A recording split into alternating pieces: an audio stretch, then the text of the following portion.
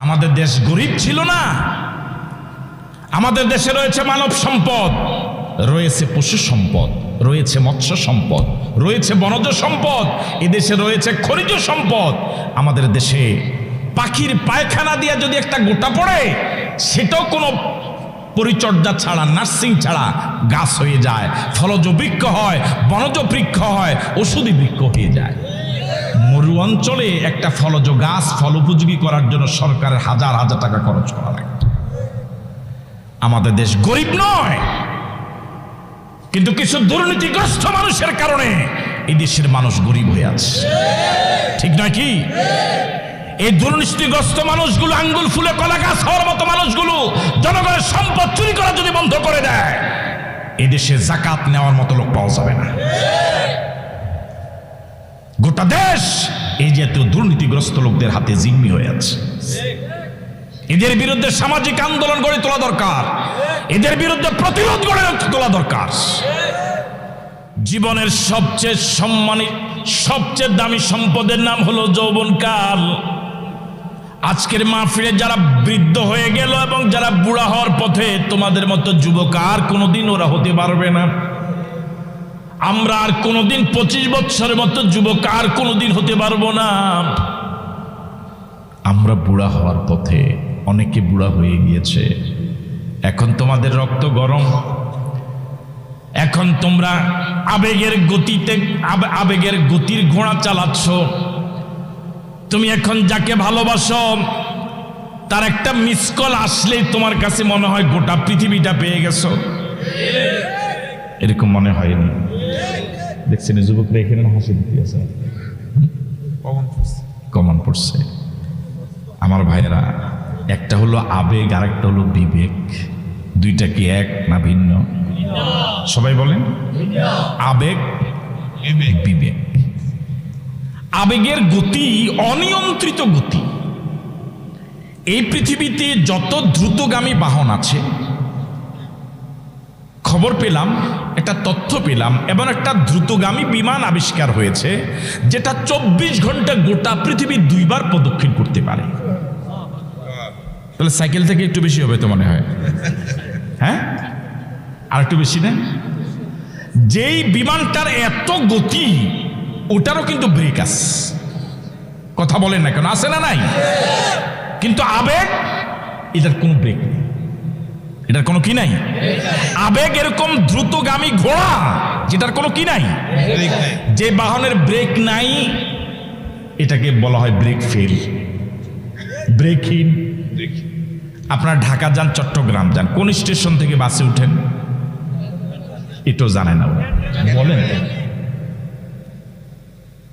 কোন স্টেশন থেকে? ক্যান্টনমেন্ট থেকে একটা বাসে উঠলেন, ঢাকাতে যাবেন, 8-10 কিলো যাওয়ার পরে বাসটা ব্রেক ফেল করেছে। এখন কি বাসটাকে ড্রাইভারের নিয়ন্ত্রণে আছে না নাই? নাই। দেখেন, ও বলে না, দেখেন আছে না নাই? এই বাসটা কি আপনার জন্য নিরাপদ? অনিরাপদ না অনিরাপদ? এই বাসটা কি আপনার জন্য ঝুঁকি মুক্ত না ঝুঁকিযুক্ত? ঝুঁকিযুক্ত। আপনি কি বাসটাতে একটু সুযোগ পেলে কি নেমে যাবেন? আপনি সুযোগ তালাশ করবেন, যখনই সুযোগ পান তখনই কেন নেমে যাবেন? এই বাসটা এখন কন্ট্রোলে নাই, এটা নিয়ন্ত্রণহীন। ড্রাইভার এখন এটাকে আর কন্ট্রোল করতে পারছে না। এই বাসটা যে কোনো সময় সেও মরবে, আমাকেও। ও যুবক, কান দিয়ে শুনো, মনোযোগ দিয়ে শোনার জন্য অনুরোধ করছি। তুমি এখন যে ঘোড়াতে চড়ছো, যে বাহনে চড়ছো, এটা আবেগের ঘোড়া, এটা বিবেকের ঘোড়া নয়, এটা নিয়ন্ত্রণহীন। এটার কোনো নিয়ন্ত্রণ তোমার হাতে নাই। এখন একেবারে বিশ্ব কালো একটা মেয়েও তোমার কাছে কি লাগতেছে? বিশ্ব সুন্দরী মনে হচ্ছে। ও যদি তোমাকে হ্যালো বলে, তোমার কাছে মনে হবে এত সুন্দর কণ্ঠ পৃথিবী তার একটাও নাই, হ্যালো। তখন তোমার কাছে মনে হবে যে তোমার কলিজার সব দুঃখ কি হয়ে গেছে। কথা বলে না কারণ ওই দেখেন একজন এখানে হাসতেছে, মানে কমন পড়ছে, ফোড়লে কথা সবার মাঝে, যার কথা তার গায়ে বাজে। কিন্তু যখন তোমার এই আবেগের গতিটা, যে গাড়িতে আপনি উঠলেন, যে গাড়িটা আপনার নিয়ন্ত্রণ হয়ে গেল, ব্রেক ফেল করলো, এটাকে আজীবন ব্রেক ফেল থাকবে? একটা সময় কোথাও না কোথাও গিয়ে পড়ে যাবে না? আরো 20 মাইল দূরে গেলে বাসটা কি হয়ে গেল, পড়ে গেল। তুমি এখন যে ঘোড়াতে চড়ছ এই ঘোড়াটা আজীবন এই গতিতে চলবে না, একটা সময় এটা পড়ে যাবে, তখন বিবেক চাঙ্গা হবে, আবেগ কি হয়ে যাবে, চাপা পড়ে যাবে বিবেক। এখন আবেগের কারণে যে মেয়ের কণ্ঠটা হ্যালোটা তোমার কাছে খুব মায়া লেগেছে, তখন সে যদি আরো খুব সুন্দর করে তোমাকে আদর ভরা কণ্ঠে ডাক দেয়, তোমার কাছে এটা মনে হবে কাকে ডাকস, কাক বুঝে না, কাক কাক, তোমার কাছে মনে হবে এটা সবচেয়ে বিশ্রী ডাক, ঠিক নয় কি? আপনারা জরিপ নিয়ে দেখেন, প্রেমের সম্পর্কের যতগুলো বিয়ে, এর হাজারে নয় লাখে 99,999টা বিয়ে টিকে না। বুঝতেছেন আমার কথা? যে দুই একটা মাঝে মাঝে টিকে থাকে, এটাও একদম যায় যায় অবস্থা। কথা বলে না কেন? এটা টিকে আছে এটা বলা যায় না, ভেঙে গেছে মানে গোটা ঘরটা জাহান্নামের আগুন, কোন মতে টিকে আছে। ও যুবক, এখন তোমার আম্মার পরামর্শ, তোমার আব্বার পরামর্শ তোমার কাছে খুব মারাত্মক বিশ্রী লাগে। বাবা তোমাকে বলে, বাবা এই পথে চলিস না, ওই মেয়ের সাথে তুই থাকিস না, ওই মেয়ের সাথে চলিস না, ওই বন্ধুটা খারাপ, ও বিড়ি খায়, ওর সাথে তুই সম্পর্ক রাখিস না।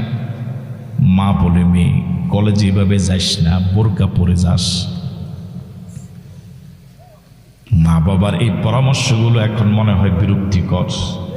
অনেক ছেলে তো মন্তব্য করে এই জন্যই তো বাড়িতে আই না, বাড়িতে আইলে খালি ক্যাটকেট, সারাদিন ক্যাটকেট। কথা বলে না, ঠিক কিনা? কিন্তু যখন তোমার আবেগটা চলে যাবে, বিবেক নাড়া দিবে, চাঙ্গা হবে, তখন মা বাবার কথাই মনে হবে যে এর থেকে ভালো দামি কথা আর কিচ্ছু ছিল না। কিন্তু তখন আর মা বাবা দুনিয়ায় নেই।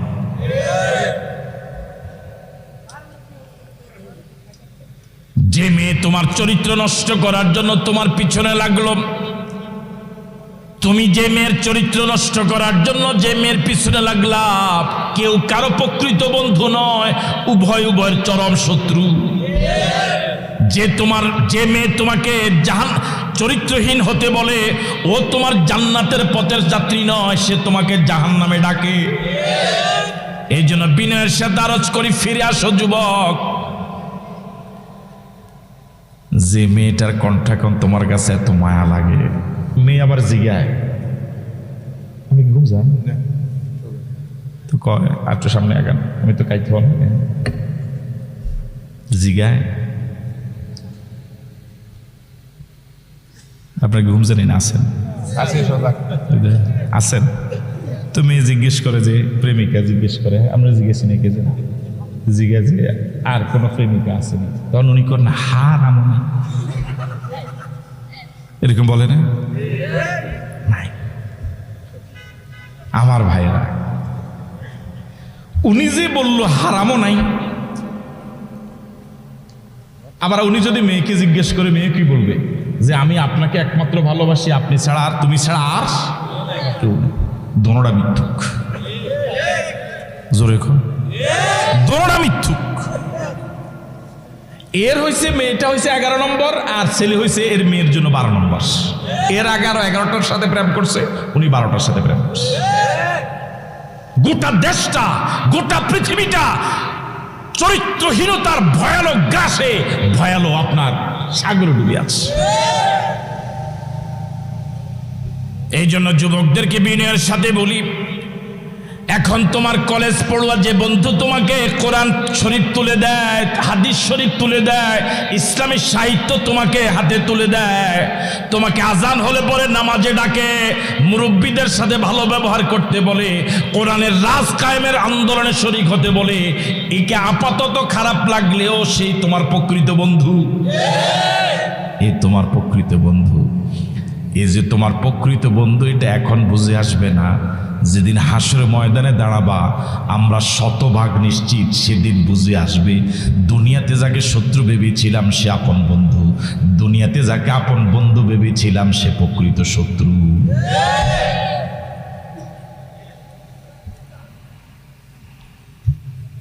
আনতালি দালামাতু রাব্বাতাহাম, আনতালি দালামাতু রাব্বাতাহাম। প্রথম আলামত হলো কিয়ামতের জেনা ব্যভিচার বেড়ে যাবে, ব্যাপক হারে বেড়ে যাবে, জ্যামিতিক হারে বেড়ে যাবে। দ্বিতীয় হলো ওয়া আনতারাল হুফাতাল উরাতাল আল্লাতা রিয়াশা ইয়াতাতাওয়ালুনা ফিল বুনিয়ান। ভাই জিব্রাইল, কিয়ামতের আগে এমন একটা সময় আসবে যে লোকগুলো এত গরিব ছিল, এক জোড়া জুতা কিনে পায়ে দেওয়ার পয়সা ছিল না, জামা কাপড় কিনে গায়ে দেওয়ার পয়সা ছিল না, যারা ছিল বকরি রাখাল, এই মানের লোকগুলো এমন বিত্তশালী হবে, আঙ্গুল ফুলে কলা গাছ হবে, এত ধনী হবে, এত অট্টালিকার মালিক হবে, ইয়াতাতাওয়ালুনা ফিল বুনিয়ান, তারা বিশাল বিশাল অট্টালিকা বানানোর প্রতিযোগিতা নেমে পড়বে। রাসূলের এই কথাটা এখনো বাস্তবায়ন হয় নাই। কথা বলে না কেন? হইছে? কত পার্সেন্ট হইছে? এখন সমাজের সিংহভাগ, এক সময় যারা প্রভাবশালী ছিল, ঐতিহ্যবাহী বাড়ির সদস্য ছিল, শিক্ষা দীক্ষার সমাজের সবচেয়ে ভালো মানুষগুলো ছিল, এখন সমাজে তাদের কোনো দামই নাই। ঠিক নয় কি? বরং আঙ্গুল ফুলে যারা কলা গাছ, ওদের দাপটে এখন ভালো মানুষগুলো এখন যায় যায় ত্রাই ত্রাই অবস্থা। টাকার গরম। বিশ্বাস করেন, বৈধ পথে হাজার কোটি টাকার মালিক হওয়ার কোনো সম্ভাবনা নেই। ইল্লা মাশাআল্লাহ, গোটা পৃথিবীর সিংহভাগ ধনী মানুষগুলোর আর্থিক জীবন কোনো না কোনো প্রশ্নবিদ্ধ। বুঝাতে পারিনি আপনাদেরকে। একটা মানুষ বৈধ পথে কত টাকার মালিকই বা সে হতে পারে? হাজার হাজার কোটি টাকার মালিক হয় কি করে যদি অবৈধ পথে ইনকাম না করে? এই পৃথিবীতে মানুষ নষ্ট হয় তিন কারণে: নারী, ক্ষমতা, টাকা। কয় কারণে? সবাই বলেন। 1, 2, 3। নারী যে পরিমাণ মানুষকে নষ্ট করে, ক্ষমতা যে পরিমাণ মানুষকে নষ্ট করে, তার থেকে টাকা অনেক অনেক বেশি পরিমাণ মানুষকে নষ্ট করে। ক্ষমতা, একটা এলাকায় চেয়ারম্যানের চেয়ার কয়টা? একটা। প্রার্থী হয় 3-4 জন, অথচ ভোটার থাকে 30-40 হাজার। ঠিক না? তাহলে এই পদটার জন্য তো বাকি 30-40 হাজার কি করে না? প্রতিযোগিতায়। আমার ভাইয়ারা, নারীও মানুষকে ধ্বংস করে, নষ্ট করে, কিন্তু দাড়ি, টুপি, লেবাস, পোশাক জেনা ব্যভিচারের জন্য অন্তরায়। অপরাধ করার জন্য নারীর কর্তৃক নষ্ট হওয়ার জন্য একটা পরিবেশ লাগে, লোকচক্ষুর ভয় আছে, ধরা পড়ে যাওয়ার ভয় আছে, বিচারের সম্মুখীন হওয়ার ভয় আছে। এতগুলো ভয় উতরিয়ে জেনা ব্যভিচার করা কিছুটা হলেও কঠিন। কিন্তু টাকা, লেবাস, পোশাক যত ভালো, অবৈধ টাকা ইনকাম করা তত সহজ। আমি মনে বুঝতে পারিনি। এই লেবাস পোশাকে একটা মেয়ের সাথে এখানে হাত ধরে হাঁটাহাঁটি করা একটু বিবেকে বাঁধবে না? কেন? মন যদিও চায়, ইবলিস যদিও সহযোগিতা করে, যৌবন যদিও তাড়না দেয়, এরপরও দাড়ি, টুপি, লেবাস, পোশাক একটা মেয়ের সাথে এভাবে দিব্যি সকলের সামনে হাত ধরে হাঁটা, একসাথে চা খাওয়া বিবেকে বাঁধবে, এই লেবাসে বাধা দিবে। কিন্তু অন্যায় টাকা ইনকাম করার জন্য এই লেবাস সহযোগিতা করে। বরং যার লেবাস যত ভালো, অবৈধ ইনকাম করা তার জন্য তত সহজ। বরং পাবলিক তারে বেশি বিশ্বাস করে কি দিয়ে দেয়, আর হে সব লইয়া ভাগবে। ঠিক না? এখন আঙ্গুল ফুলে কলা গাছ হওয়ার মতো লোক সমাজে আছে না নাই? কম না বেশি? একটা সময় তো এলাকায় ডাব চুরি হতো, নারিকেল চুরি হতো, মুরগি চুরি হতো, সব মিলিয়ে কয়েক হাজার টাকার সম্পদ হয়তো। এখন আর এই মানুষ হাজার হাজার টাকা চুরি করে না, এখন চুরি করে কোটি কোটি টাকা। ঠিক নয় কি? দুর্ভাগ্যজনক হলেও জাতির জন্য কলঙ্কজনক অধ্যায়। 200-100 টাকা যে চুরি করে তাকে চোর বলে, জনগণের হাজার কোটি টাকা যে চুরি করে তাকে চোর বলার সাহসও জাতি পায় না, বরং তাকে সার বলা লাগে। কি বলা লাগে? বরং যে যত বড় চোর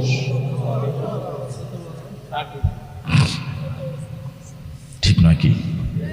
আমাদের দেশ গরিব ছিল না। আমাদের দেশে রয়েছে মানব সম্পদ, রয়েছে পশু সম্পদ, রয়েছে মৎস্য সম্পদ, রয়েছে বনজ সম্পদ, এদেশে রয়েছে খনিজ সম্পদ। আমাদের দেশে পাখির পায়খানা দিয়ে যদি একটা গোটা পড়ে, সেটাও কোনো পরিচর্যা ছাড়া, নার্সিং ছাড়া গাছ হয়ে যায়, ফলজ বৃক্ষ হয়, বনজ বৃক্ষ হয়, ওষুধি বৃক্ষ হয়ে যায়। মরু অঞ্চলে একটা ফলজ গাছ ফল উপযোগী করার জন্য সরকারের হাজার হাজার টাকা খরচ করা লাগে। আমাদের দেশ গরিব নয়, কিন্তু কিছু দুর্নীতিগ্রস্ত মানুষের কারণে এই দেশের মানুষ গরিব হয়ে আছে, ঠিক নয় কি? এই দুর্নীতিগ্রস্ত মানুষগুলো, আঙ্গুল ফুলে কলা গাছ হওয়ার মতো মানুষগুলো জনগণের সম্পদ চুরি করা যদি বন্ধ করে দেয়, এই দেশে যাকাত নেওয়ার মতো লোক পাওয়া যাবে না। গোটা দেশ এই জাতীয় দুর্নীতিগ্রস্ত লোকদের হাতে জিম্মি হয়ে আছে। এদের বিরুদ্ধে সামাজিক আন্দোলন গড়ে তোলা দরকার, এদের বিরুদ্ধে প্রতিরোধ গড়ে তোলা দরকার। আল্লাহ আমাদেরকে হেদায়েত করুক, বলি আমিন। আরো জোরে সরে বলি আমিন।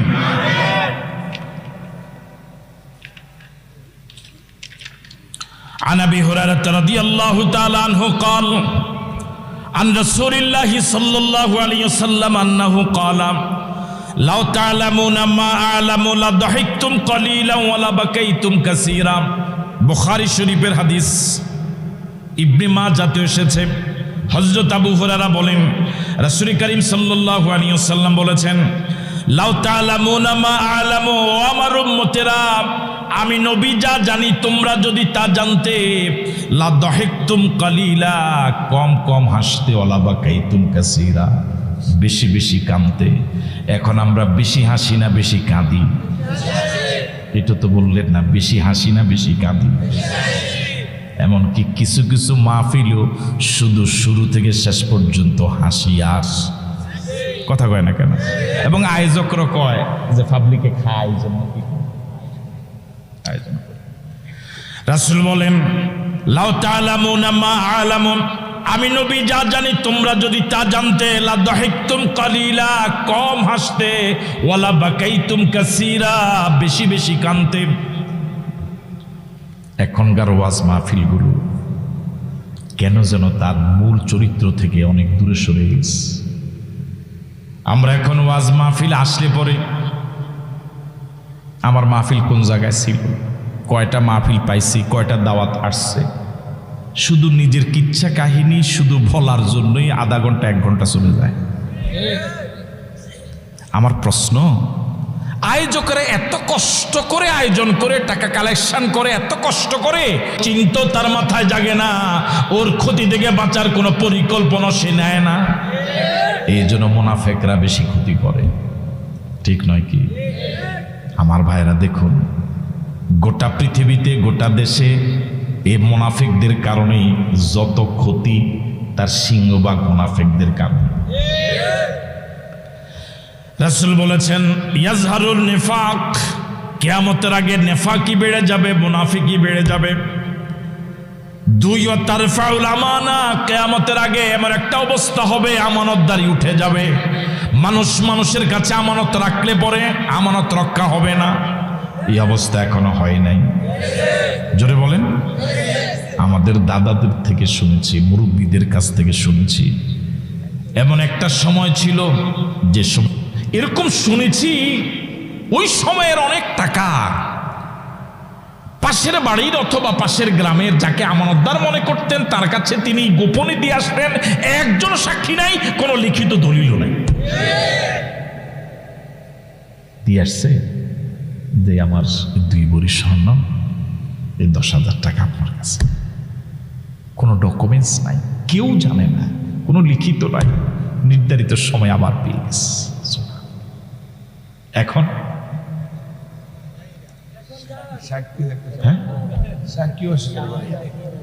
মুরব্বী কথা কয় না কে? হ্যাঁ, হাওলাত চিনেনি আপনার? হাওলাত আসেনি, এটা দেশ ইউটিউবের যে কয় না হাওলাত আসেনি, দেওয়াটাও নিয়ে দিও না। এখন আপনি যাকে হাওলাত দিলেন তার তো উপকার করলেন আপনি, তার প্রয়োজন, আপনি তাকে উপকার করলেন, নিজের গচ্ছিত টাকা আছে, আইডল টাকা আছে, আপনি তাকে দিলেন। সে তো আপনার কাছে কৃতজ্ঞ থাকা দরকার। আপনি চাওয়ার আগেই সময় মতো নয়, সময়ের আগে আপনার হাতে পৌঁছায় দেওয়া দরকার, শুকরিয়া আদায় করা দরকার আল্লাহর, এবং আপনার কাছে কৃতজ্ঞতা প্রকাশ করা দরকার যে ভাই অনেক উপকার হয়েছে, টাকাটা দিয়েছেন, আল্লাহ আপনাকে যাচা দেখ। ঠিক নয় কি? এখন অবস্থা হলো এই, আপনি যাকে টাকা দিলেন, যখন আপনারা আবার টাকা চাইবেন, টাকা উদ্ধার করার জন্য, তখন অনেক মিছা কথা কম লাগে। হে আবার আপনার জিগায় কি দরকার টাকা, মানে হে এখন পুলিশের রিমান্ডে ফেলাইছে আপনার টাকা, আপনি আইনি কি জলে ফালান? আপনি কথা বলেন না, জল মানে ফানি, হের কাছে জবাব দেওয়া লাগে, মানে হে রিমান্ডে ফেলাইছে, টাকা কিনবেন কি দরকার? তখন মিছা কথা কয় যে আমার ছেলে হাসপাতাল, ছেলে বিদেশ যাইব, ছেলে ফর্ম ফিল আপ, মেয়ের ফর্ম ফিল আপ, মানে মিছা কথা কয়, ইয়ার পরে কি করতে পারে না।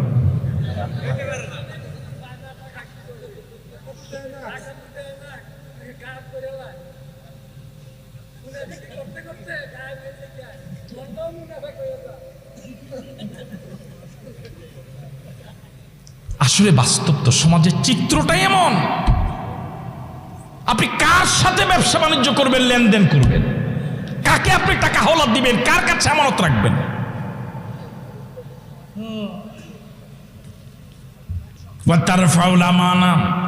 আমানতদারি উঠে যাবে, আমানতদারিটা উঠে যাবে, আমানতদারি উঠে যাবে। এই কথা রাসূল বলে গেলেন ১৫০০ বছর আগে। এখন কি কথার মিল আছে না নাই? এবার রাসূল বলেন তুকবাদুর রাহমাম, কিয়ামতের আগে আরেকটা আলামত হলো মানুষের অন্তর থেকে দয়া মায়া উঠে যাবে। ওয়াতুরফাউল রাহমা, মানুষের অন্তর থেকে দয়া মায়া উঠিয়ে ফেলা হবে।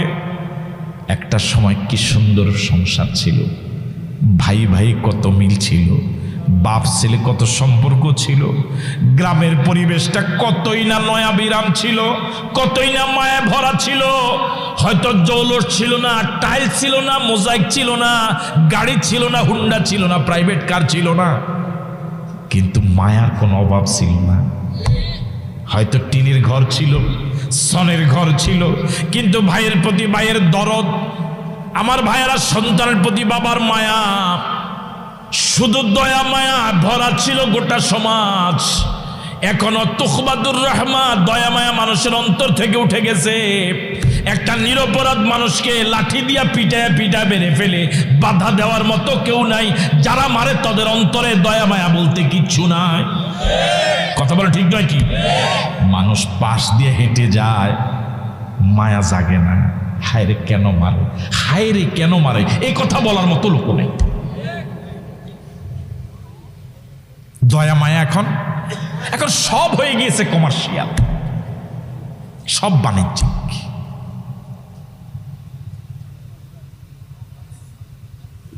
আমার ভাইয়েরা, ওয়াতুকবাদুর রাহমান, দয়া মায়া উঠে যাবে। দয়া মায়া কি এখন মানুষের অন্তর থেকে উঠে গেছে না যায় নাই? কথা বলে নাকি উঠে গেছে না যায় নাই? এরপর রাসূল বলেন ওয়ায়ুত্তাহামুল আমিন, ওয়ায়ুত্তাহামুল আমিন। সমাজে যে ব্যক্তিটা ভালো, সমাজে যে ব্যক্তিটা আমানতদার, ফরহেজগার, দিনদার, মুত্তাকি, আল্লাহওয়ালা, সমাজের যে লোকটা সবচেয়ে ভালো, সমাজের মানুষেরা তাকে বেশি তহমত দেয়, তাকে বেশি তত্ত্ব সন্ত্রাস চালায়, তার দেশ বিরোধী বলে, জঙ্গি বলে, মানবতা বিরোধী বলে, তাকে গালিগালাজ করা হয়। আরো আসতে কম, ঠিক নয় কি? সমাজের যে লোকটা সবচেয়ে ভালো, ভালোর দিকে যার রুল নম্বর 1 হওয়ার কথা, যাকে গোটা সমাজ সম্পদ মনে করে ফুলের মালা দিয়ে বরণ করার কথা, সমাজ তাকে ফুলের মালা দিয়ে বরণ করা তো দূরের কথা, তাকে ফাঁসির মালা দিয়ে দুনিয়া থেকে বিদায় করে।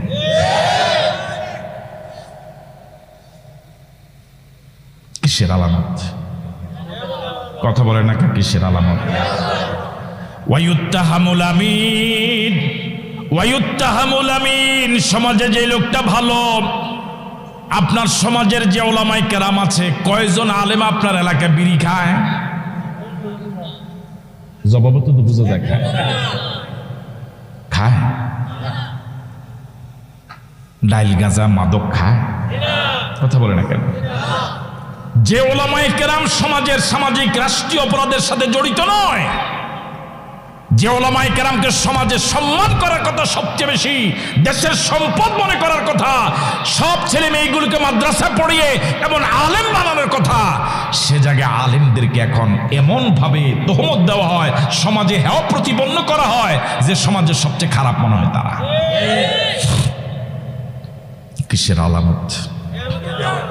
ওয়ায়ুত্তাহামুল আমিন ওয়ায়ুতামানু গায়রুল আমিন। আগেরটার সম্পূর্ণ বিপরীত। সমাজে যারা সবচেয়ে খারাপ তাদেরকে সমাজের সবচেয়ে বেশি আমানতদার মনে করা হয়। যেই লোকটা পাওয়ার কথা জুতার মালা, সে এখন সারা পৃথিবীতে পায় ফুলের মালা। আমেরিকার এর আগের প্রেসিডেন্ট কি ছিল না? এটা তো আধা পাগল ছিল। কথা কয় না কা? বুঝেন না মনে হয় কথা আপনারা? ও একটা দেশের কি হয়ে গেল? পৃথিবীটা গেল।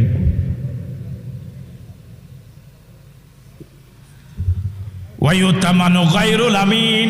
যার কাছে কোনো আমানতদার নাই, কোনো চরিত্র নাই, যার কাছে নামাজ নাই, রোজা নাই, যার কাছে জনগণের সম্মান নাই, বড়কে সম্মান করে না, ছোটকে স্নেহ করে না, কোনো আমানতদারিতা যার ভিতরে নাই, ও এখন হয়ে গেল সমাজের আমানতদার। আপনি কি কল্পনা করতে পারেন পৃথিবীর দ্বিতীয় বৃহত্তম দেশ বাংলাদেশ, মুসলিম দেশ, এই দেশে একজন নেতা নামাজকে গালি দেয়, তাও মিছিলে? দেখেন নাই মনে হয়? তো কথা বলেন না কেন? দেখেন নাই? এই দেশে নামাজকে গালি দেওয়ার মতো, খারাপ ভাষা গালি দেওয়ার মতো সাহস পায় ওরা।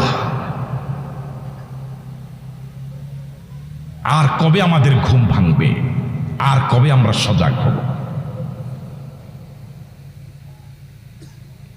ওলামায়ে কেরাম আছে শুধু দলাদলিতে, ওলামায়ে কেরাম আছে শুধু দলাদলিতে। অমুকের আকীদা ভালো না, অমুকে এই, অমুকে সেই, শুধু আমি ভালো। আর ওইদিকে ইসলাম বিরোধীরা এই সুযোগে আমাদেরকে ভেঙ্গে তছনছ করে দিচ্ছে।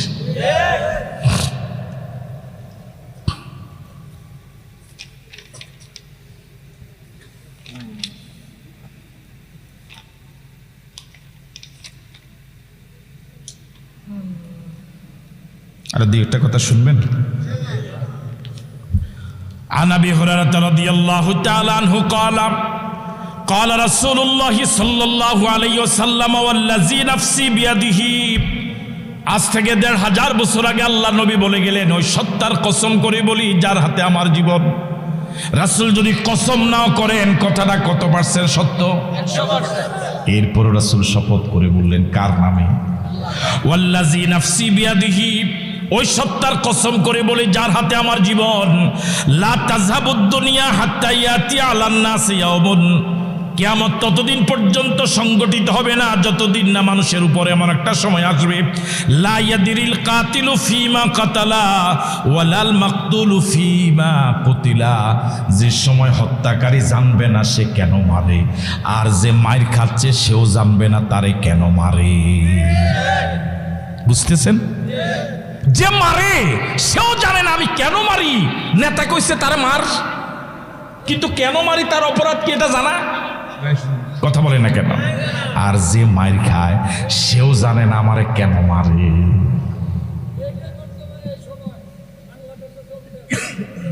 যারা মারে তারাও জানে না কারণ, যারা মার খায় তারাও জানে না কেন মারে। কত পার্সেন্ট বাস্তবায়ন হয়েছে?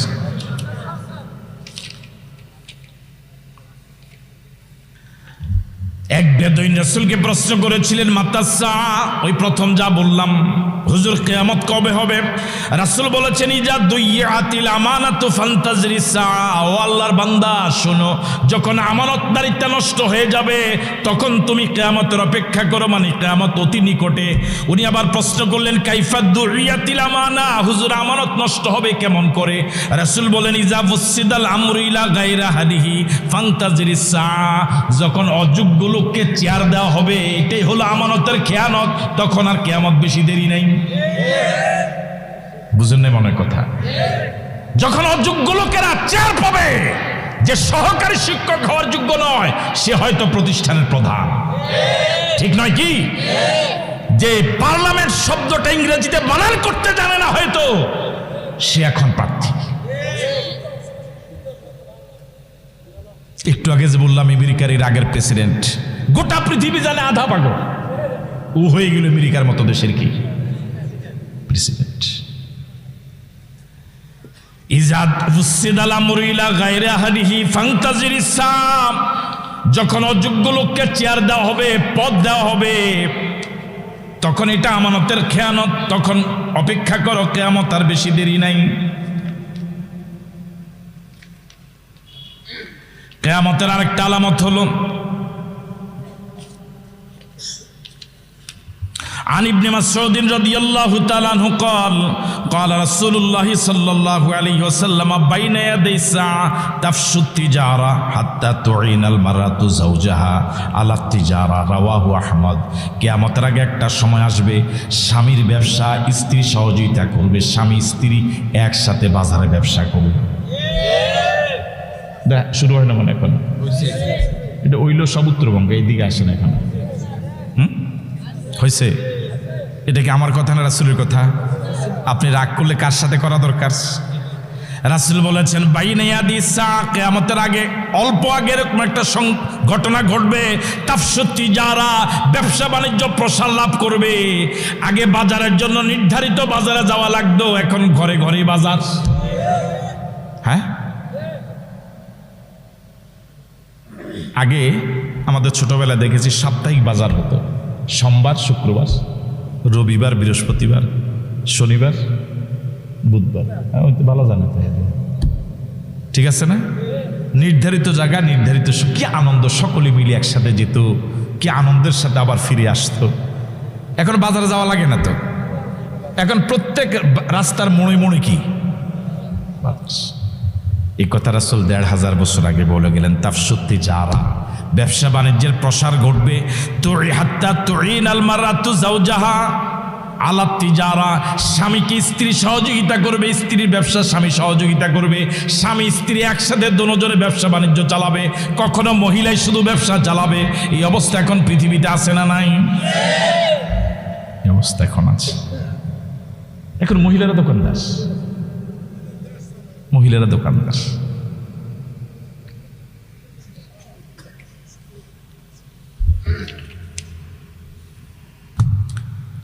عن انس رضي الله تعالى عنه قال قال رسول الله صلى الله عليه وسلم ان من اشراط الساعه ان يرفع العلم। কিয়ামতের আরেকটা আলামত হলো অজ্ঞতা বেড়ে যাবে। রাসূল বলেছেন ইন্না মিন আশরাতিস সাআতি আন ইউরফা আল ইলমু, জ্ঞানকে উঠিয়ে ফেলা হবে। আমার ভাইয়েরা, ফতোয়া দিতে জানে না, গোটা দেশের জন্য সে এখন মুফতি। কথা বলে না কেন? দাখিল পাস এখনো করে নাই, এখন সে জাতীয় বক্তা। বুঝেন না মনে হয় কথা? এখনো দাখিল পাসই করে নাই, এরকম বক্তা বাংলাদেশে আছে না নাই? আপনাদের কাছে আমার প্রশ্ন, যে এখন এমবিবিএস ডাক্তারি পাস করে নাই, মাত্র ভর্তি হইল, ইন্টারমিডিয়েট পাস করার পরে মেডিকেল কলেজে কি হয়েছে, আপনি কি তার কাছে অপারেশনের রোগী নিয়ে যাবেন? কেন যাবেন না? কথা বলে না, কেন যাবেন না? হ্যাঁ, তা আপনার দেহটা বেশি দামি, ইমানটা কি এত কম দামি? ইমান বেশি দামি না দেহ বেশি দামি? তো দেহটার জন্য যদি এরকম আনানি ডাক্তারের কাছে আপনি না যান, তাহলে ইমানের চিকিৎসার জন্য এরকম আনানি ডাক্তারের কাছে আপনি কেন যাবেন?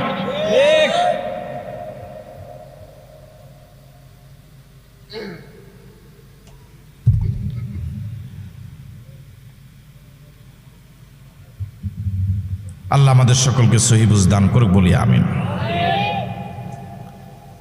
বাংলাদেশের মতো এরকম আলেমদের কারখানা আলহামদুলিল্লাহ গোটা পৃথিবীতে এরকম বড় মাপের মুফতি আছে কিনা আমার জানা নাই। এরকম কোনো প্রশ্ন নাই মাহফিলে আপনি দেওয়ার সাথে সাথে জবাব। বুঝেন না মনে কথা? যত ধরনের প্রশ্ন আপনি করবেন সব প্রশ্ন কি পাওয়া যাবে? বাংলাদেশে এই মানের আলেম আছে, বাংলাদেশে পৃথিবীতে এরকম আলেম আমার জানা আছে, আমার জানা নেই। অন্যান্য দেশে ফতুয়া বোর্ড আছে, প্রশ্ন হয়, সেখানে ওনারা বোর্ডে বসে ফতুয়া রেডি করেন, এরপরে ডেলিভারি দেন, আর এখানে দিবেন, মেশিনে কি হয়ে যাবে। কিয়ামতের আগের আরেকটা আলামত হলো আন তারিকিন রাদিয়াল্লাহু তাআলা আনহু قال قال النبي صلى الله عليه وسلم بين يدي الساعة ظهور شهادة الزور। রাসূল করিম সাল্লাল্লাহু আলাইহি ওয়াসাল্লাম বলেছেন কিয়ামতের আগের একটা আলামত হলো মিথ্যা সাক্ষীর সংখ্যা বেড়ে যাবে। বাড়ছে না বাড়ে নাই? গোটা পৃথিবীতে মিথ্যা সাক্ষীদের কারণে কত মাজলুম আজ অন্ধকার কবরে চলে গেল, শুধু মিথ্যা সাক্ষী। এমনকি সাক্ষী বানানোর কারখানাও আছে দেশে, কথা বলে না কেন? বিভিন্ন পণ্য বানাবার যেরকম কারখানা আছে, যেমন এই পোস্টারটা বানানো হয়েছে একটা সাবত্রিশে, এটা একটা স্ট্রাকচার তৈরি করেছে, ওরা অর্ডার দিয়েছে যে 500 অথবা 1000 কাগজ দিবে, 500 ঠিক 500 এরকম হুবহু বেরিয়ে যাবে। যত পণ্য আছে পৃথিবীতে সব পণ্যের একটা কি আছে, কিন্তু আলহামদুলিল্লাহ, হ্যাঁ, কি কিসমত আমাদের যে আমাদের সাক্ষী বানানোর কি আছে, কারখানা আছে। মানে ওনাকে ওই কারখানায় ওই রুমে ঢুকাই দিবেন, একটু পরে উনি একদম রেডি হইয়া যা যা বলা লাগবে সব উনি প্রস্তুত নিয়ে আসছে। আল্লাহ তুমি আমাদের ঈমান আমলকে হেফাজত করো বলি আমিন। কারো জোরে বলে না। ওই শুরুর হাদিসটা আবার শুনিয়ে দিই, কিয়ামত তো হয়েই যাবে। যে ব্যক্তি যখন মারা যাবে, মান মাতা ফাকাদ কামাত কিয়ামাতুহু, যে যখন মারা যাবে তার কিয়ামত তখন শুরু হয়ে যাবে। আর সম্মিলিতভাবে কিয়ামত শুরু হবে ইসরাফিলের সিংহে ফু দেওয়ার পরে। আমার আপনার কতদিন হায়াত বাকি আছে কারোই জানা নাই। আজ রাত কারো জীবনের শেষ রাত হয়ে যেতে পারে। আজ রাত যদি আমি আশরাফি মারা যাই, আমার কিয়ামত সাথে সাথে শুরু হয়ে যাবে। সেদিন কোনো পীরের সুপারিশ কাজে আসবে না, কোনো নেতার কোনো নেত্রীর সুপারিশ কাজে আসবে না। আমি যা আমল করেছি সেটাই আমার কাজে আসবে। এই দীর্ঘ এত বৎসর যে ওয়াজ নসিহত আপনাদেরকে শোনালাম, দুনিয়ার বিনিময়ে যদি শুনিয়ে থাকে, নিয়ত যদি সহি না হয়, পরকালে কিছুই পাবো না। দুনিয়াতে তো টাকা কামাই করলাম, দুনিয়াতে তো অজস্র টাকা আপনারা দিলেন, কোটি কোটি টাকা। পরকালে যদি মালিক কিছুই না দেয়, গোটা জীবনই তো বরবাদ। আমার ভাইয়েরা, দুনিয়াতে মানুষ বিপদে পড়লে কেউ না কেউ পাশে দাঁড়ায়। হাসরের ময়দানে কেউ পাশে দাঁড়াবে না। নাফসি নাফসি নাফসি নাফসি বলে রব উঠবে। এই জন্য বিনয়ের সাথে আরো প্রথম নিজেকে নসিহত করি, দুনিয়ার সামান্য কোনো কাজের জন্য মানুষ প্রস্তুতি নেয়। আপনি একটা পান দোকান দিবেন, এর জন্য আপনার একটা মানসিক প্রস্তুতি আছে, আর্থিক প্রস্তুতি আপনি নেন। আপনার ছেলে বিদেশ পাঠাবেন, এর জন্য আপনার গোটা পরিবার, শুধু যে বিদেশ যাবে সে প্রস্তুতি নেয় না, গোটা পরিবার কম বেশ প্রস্তুতি নেয়। হাসরের ময়দানে আমার আপনার সবাইকে উঠা লাগবে, হাসরের ময়দানে সবাইকে দাঁড়ানো লাগবে। এমন একটা জীবন আমার আপনার সামনে অপেক্ষা করছে, যে জীবনের শুরু হবে কোনোদিন শেষ হবে না। এমন সুদীর্ঘ জীবনের জন্য কোনো প্রস্তুতি নিতে পারলাম না। দুনিয়ার সামান্য 10 বছরের জীবনের জন্য কত সুন্দর বিল্ডিং বানালাম, কত চমৎকার প্রস্তুতি নিলাম, কিন্তু পরকালে সুদীর্ঘ জীবনের জন্য কোনো প্রস্তুতি নিতে পারলাম না। এমনকি আরো দুর্ভাগ্যজনক হলো, প্রস্তুতি নেওয়া লাগবে এটা এখনো মাথায় ঢুকেই নাই। আল্লাহ তুমি আমাদেরকে পরকালে সুদীর্ঘ যাত্রার প্রস্তুতি পরিপূর্ণ নিয়ে কবরে যাওয়ার তৌফিক দাও বলি আমিন। আরো জোরে সরি বলি আমিন।